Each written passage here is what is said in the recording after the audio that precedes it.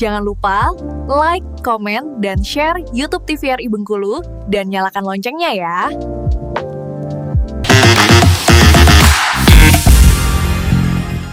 Balik lagi di Opini Obrolan Pas di sini. Oke, masih bersama dengan Dr. Putri Santri di sini. Persiapkan diri Anda, rapat-rapat dulu, duduknya baik-baik di kursi panas itu. Karena ini special segmen This or That. Aduh. Pertanyaan pertama, menolong orang lewat ilmu medis atau menolong orang lewat peluang usaha? Oh, ilmu medis. Berikutnya, disiplin ala dunia medis atau fleksibel ala dunia bisnis? Oh, yang kedua. Fleksibel. Ya. Berikutnya, bekerja karena tanggung jawab atau bekerja karena passion? Tanggung jawab. Membangun kepercayaan pasien atau membangun loyalitas pelanggan? Kepercayaan pasien. Berikutnya, berjuang dari bawah dengan satu tujuan atau berani ambil banyak jalur dengan resiko lebih tinggi? Berani banyak jalur dengan risiko lebih tinggi. Oke, ini pertanyaan bonus. Ini ala-ala aku aja sih yang nanya. Kepuasan saat pasien sembuh atau kepuasan saat produkmu disukai banyak orang? Cepat. Pasien sembuh deh. Apa tadi? Pasien sembuh. Pasien sembuh. Oke. Tepuk tangan dulu. Ini agak susah ya Iya, terakhir tetap ya. harus mikir loh. Gak bisa, nanti aku salah omong. Karena dokter tetap pasien dulu. Iya dong, secara Nah, naluri ya. yang pertama tadi dok, kita iya. bahas satu-satu nih, kita bedah satu-satu. Menolong orang lewat ilmu medis atau menolong orang lewat peluang usaha? Tetap ilmu medis ya. Mungkin karena kita diajarkannya dari dulu ya, dari sekolah diajarkannya kalau kita melakukan tindakan itu harus ada yang namanya evidence based. Maksudnya ada base-nya. Kenapa gitu? Ada ilmunya. Kenapa kamu melakukan A? Kenapa kamu memberikan terapi B? Itu harus ada landasannya dan harus ada penelitiannya terlebih dahulu Gitu ya. Jadi sebenarnya semua jawabannya dari tadi itu adalah konsisten ya. Konsisten sekali jawabannya ya. Terus berikutnya tadi yang kedua, disiplin ala dunia medis atau fleksibel ala dunia bisnis? Tetap ya. Aku fleksibel tadi. Iya, fleksibel ala dunia bisnis lain. Iya, karena mungkin karena ini aku juga ya sehari-hari kan aku juga nggak yang terlalu fokus ke A gitu, lebih fleksibel waktunya gitu. Mungkin artinya bukan nggak disiplin ya, iya kan? Artinya tetap, bukan nggak disiplin, tetap atur gitu ya. Iya, tetap diatur, tapi waktunya lebih fleksibel. Mungkin karena kita menolong orang atau memberikan manfaat kepada orang itu nggak cuma di satu sisi gitu, fleksibel. Cerdas sekali jawabannya, aman semua ya. Mencari aman. Berikutnya tadi bekerja karena tanggung jawab atau bekerja karena passion? Tetap ya tanggung jawab ya. Walaupun passion menyenangkan ya kalau dijalankan ya. Nggak selalu, maksudnya walaupun kita tuh bekerjanya nggak sesuai passion kita, bukan berarti kita tuh harus lepas dari tanggung jawab kita. Mungkin tadi ya awalnya mungkin bukan passion kita untuk ke pasien, untuk jadi dokter, mungkin bukan passion kita, tapi karena kita sudah diberikan amanah untuk mengemban title sebagai dokter, ya kamu harus tanggung jawab dengan apa yang kamu lakukan dengan pasien kamu gitu. Jadi ya harus tetap ya mengemban tanggung jawab dengan baik gitu ya. Nah, tadi pertanyaan berikutnya, membangun kepercayaan pasien atau membangun loyalitas pelanggan? Kepercayaan pasien dong. Kepercayaan pasien. Ya. Trust itu nomor satu kalau antara hubungan dokter dan pasien. Pasiennya nggak akan terbuka kalau dia nggak ada rasa trust, kepercayaan sama dokternya. Betul. Ini aman semua sih, nggak ada jebakan ya? Berikutnya tadi berjuang dari bawah dengan satu tujuan atau berani ambil banyak jalur dengan resiko yang lebih tinggi. Udah terjawab sebenarnya dengan kegiatan-kegiatan yang dilakukan, ditekuni sekarang gitu ya dok ya. Tapi udah ditemuin nih dok, resiko-resiko yang berbahaya gitu. Ya mungkin bahayanya mungkin lebih ke kerugian kali ya. Kerugian kayak misalnya kalau kita buka usaha tuh sudah pasti ada chance untuk ruginya. Jadi kita berani ambil risiko. Kalau kita nggak ada profitnya, ya berarti kita rugi dong berarti.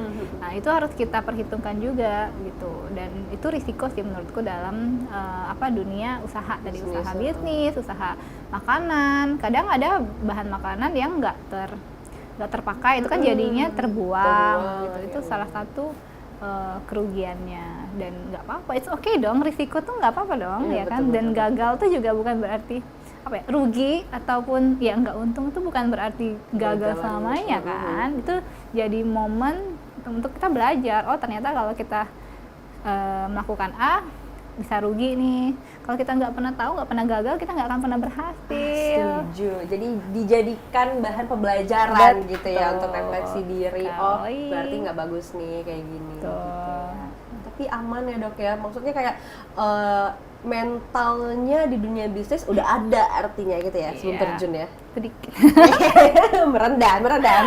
merendah untuk melejit. Nah, ini yang terakhir tadi pertanyaan bonus. Kepuasan saat pasien sembuh atau kepuasan saat produkmu disukai dengan banyak orang? Sebenarnya sama, bisa sama sih itu. Yang pertama ya kalau kita dokter pastinya outputnya itu ya Iya, pasiennya pasien sembuh. Kalau kita punya usaha ya produk kita disukai sama orang-orang lain ya. Tapi mungkin karena naluriahnya dokter ya Dokter tadi ya. ya. Jadi pasien gitu jawabannya. Pasien terus yang diinget gitu ya. Tapi pernah nggak sih dok kayak udah menangani pasien nih, udah kelar sebenarnya, tapi sampai di rumah tuh kayak masih mikir, oh ini nih kayaknya gara-gara ini penyebabnya ini, Oh, terus masih dibedah kepikiran. lagi gitu loh. Oh, yang- Justru itu kayaknya semua, mungkin ya aku berani bilang mungkin semua dokter tuh akan Kayak gitu kepikiran deh sama pasiennya. Kenapa? Karena kadang kan kita kalau di praktek itu terbatas kan waktunya untuk menangani iya, pasien betul. itu terbatas. Pasti secara naluriah kita tuh terpikir apakah yang kita berikan tadi yang terbaik nggak ya? Bahkan saya pernah ada pasien dia itu luka gitu, luka, terus entah kenapa jahitannya itu membuat lukanya itu malah semakin besar gitu, kok bisa bolong ya? ya. Nah, saya nggak tahu apakah personal hygiene-nya seperti apa atau mungkin ada yang lain yang dilakukan. Nah, sampai di rumah itu mesti saya konsulkan juga ke ada senior saya. Saya udah di rumah loh, Iya, udah seharusnya udah selesai Iya, udah nih. selesai, ada waktunya istirahat, itu masih saya telepon. Senior saya itu masih saya telepon, ini bagusnya kayak gimana ya dok, kayak gitu. Sampai jadi aku tuh menunggu gitu, menunggu pasien itu datang lagi untuk menyampaikan tadi yang sudah saya yang udah aku konsulkan. Jadi segitu memikirkan pasien itu. Benar-benar Iya, bertanggung jawab benar. tadi. Ya. Citra. Bertanggung jawab. Enggak. Tapi ya dok, kalau kita bahas tentang ini sebenarnya berkesinambungan juga dengan kegiatan dokter dan waktu istirahat tadi yang dokter bahas gitu. Nah sekarang ini kan banyak anak-anak muda, Gen Z, para pemirsa opini, mungkin aku juga, Yes. yang kayak jam tidur itu udah nggak di waktu yang seharusnya gitu, Yeah. melewati waktu yang seharusnya. Betul. Banyak nih yang insomnia. Benar-benar. Nah itu mengenai hal tersebut di medis sendiri untuk memulainya dengan normal lagi, Yeah. untuk memperbaiki itu bagaimana sih dok? Karena tadi udah jadi Iya. bahas penyakit. Iya, ya. makanya aku tuh mikir, oke. Makanya kayak pengen gitu tahu gitu. Ini momennya kembali lagi kita ini ngebahas tentang kesehatan ya. Jadi ada yang namanya istilahnya itu sleep hygiene tadi.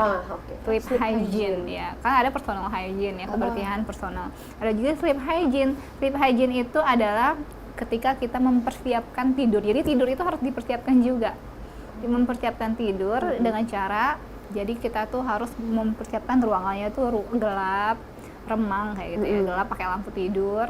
Terus kita tidak boleh ada handphone, kertas-kertas, tugas-tugas yang ada di sekitar kita, itu nggak boleh. Harus jauh jaraknya. Handphone apalagi ya, gadget, tablet, iPad segala macam, itu harus dijauhkan dulu dari tempat tidur kita. Jadi benar-benar bersih.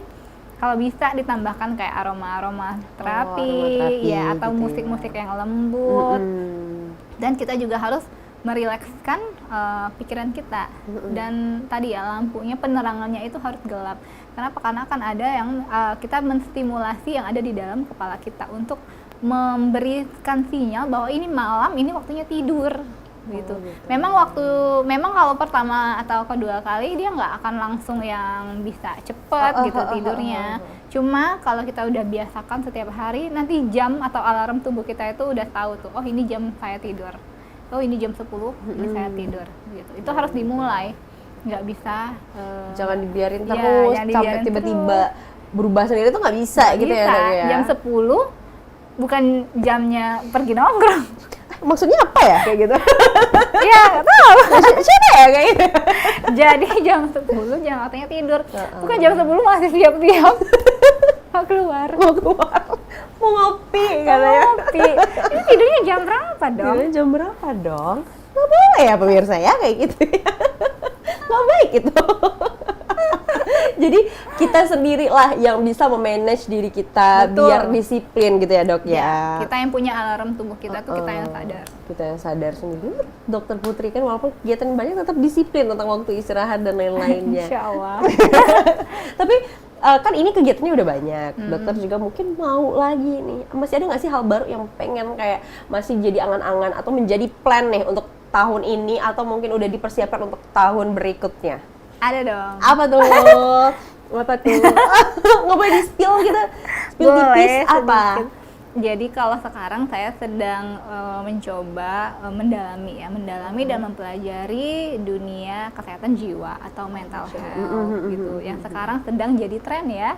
Sebenarnya bukan karena trennya, tapi dari dulu bahkan tadi aku sebutin ya bahwa cita-cita aku dulunya itu adalah seorang psikolog. Gitu. Jadi memang ada keinginan untuk mendalami ilmu tentang kesehatan jiwa dan syukurlah walaupun mungkin jalannya sedikit berbelok ya ke kedokteran, tapi ternyata ada juga ilmu di kedokteran yang mempelajari tentang kesehatan jiwa ya, yaitu ilmu psikiatri namanya. Nah, ini Gitu. mengenai berapa persen persiapannya dan lainnya nanti kita bahas. Tahan dulu ya. Jadi share dulu. Kita lanjutkan nanti. Untuk pemirsa jangan kemana-mana, tetaplah bersama kami di Opini Obrolan Tas di sini.